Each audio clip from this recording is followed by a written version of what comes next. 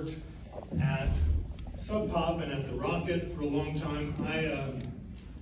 I was one of the fortunate ones to have at one point been offered a record contract on the Sub Pop record label, and I fucked it up. I went out to lunch with Jonathan Poneman, who isn't here tonight, and I had just read that Steve Albini article that explained that all labels were full of shit.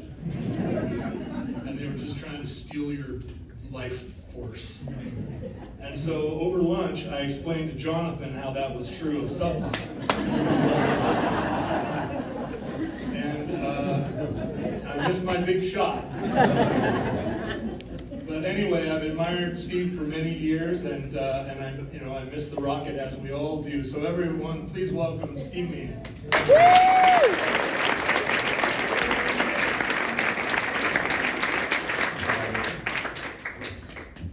Microphone. Don't know how to use it.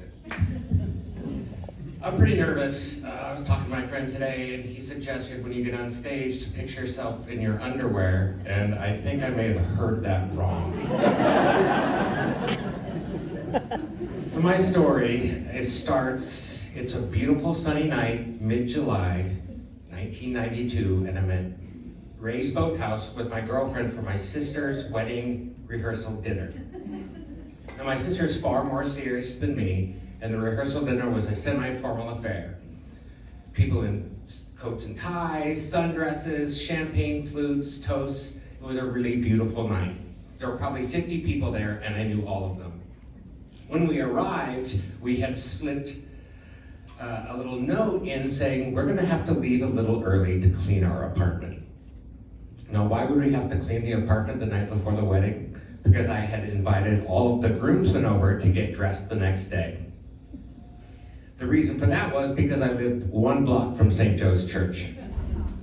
Coincidentally, I had been going to that church pretty regularly myself. They've been having punk rock shows in the basement. During the teen dance ordinance, there weren't a lot of places for bands to play and kids to watch, but the basement at St. Joe's became one of those places. I had seen Bikini Kill, Nation of Ulysses, and Beat happening there all in the previous months, and then the next day, I was going to be there in a tuxedo. Well, 9 o'clock rolls around at the rehearsal dinner, we're able to sneak out, we jump in my van, we have a change of clothes, and we speed across town to the Rock Candy to see The Fluid, one of my all-time favorite bands. Of course, I couldn't tell my family any of this, they would not have understood. So we get to the club, the band starts, I'm being very conscientious of where I am. I don't want to take a flying elbow to the face, or a beer bottle to the back of my head, or a flying shoe. The band plays a great set, and they go backstage before they come out for the encore, and I tell my girlfriend, just one more song and then we'll leave. Band comes back out, playing my favorite song. All of a sudden I feel the spirit. I feel compelled. I go to the front of the stage, I push myself up, I launch myself into the Jesus Christ pose, and then we have to pause for a second. There are some commandments in regards to going to shows. There's rules. For example, rule number 1, commandment number 1, if someone falls down, you pick them up.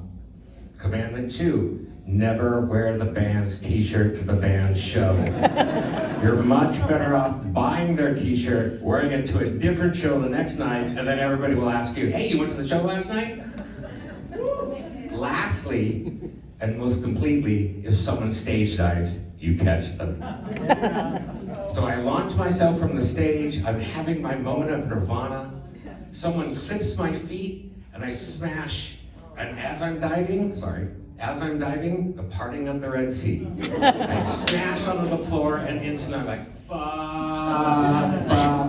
I just broke my arm. Fuck. Oh, my sister's wedding is in 8 hours. Oh my God, what am I gonna do? The groomsmen are coming over in 6 hours. So we go to the hospital, and while I'm waiting to get my x-ray results, I think, I'm gonna have to come up with a lie. I can't tell them I was at a show and I stage dove. They would not understand. Nobody was going to get it. And I was going to be the guy that ruined my sister's wedding by being irresponsible. So I made up a lie. I was riding my bike and I had a wreck and I broke my arm.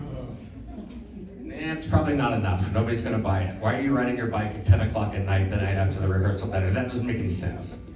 Well, I rode my bike to the store, and when I was coming back, there was a little lip in the pavement. My bike hit the lip. I flew onto the ground, onto the grass, fortunately, on the grass. I didn't land on the sidewalk, I didn't land on the street, but the grass made it sense because I didn't have any other physical injuries that you would see. So, the next morning rolls around, I wake up in a drug foggy haze, I'm getting dressed, I'm having coffee, when 8 groomsmen pile into my apartment with their tuxedos. Immediately they come in and ask, what the fuck happened to your arm? What's going on? Well, I had to go to the store to get milk for your guys' coffee, and on the way back, I wiped out on my bike, I hit the lip of the pavement, I landed on the grass, breaking my arm but not having any other injuries. Wow, that's amazing. That's a busy street. Did anyone stop? Yes, a white male, 30 to 40, in a blue sedan stopped and asked if I was okay. I'm fine, thank you.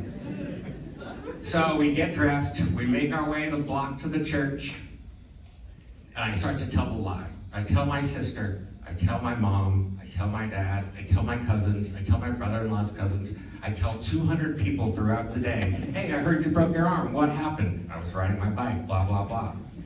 This lie went on for 25 years. I never told my family what happened. I always thought they would never get it. So about 5 years ago, I'm at lunch with my mom and my sister. We have an annual birthday lunch. And I'm like, I'm gonna come clean. Remember that time I wiped my bike and broke my arm? Yeah, that was crazy. Well, that's not what happened. I went to a show, I drank too much, I threw myself onto the pavement and broke my arm.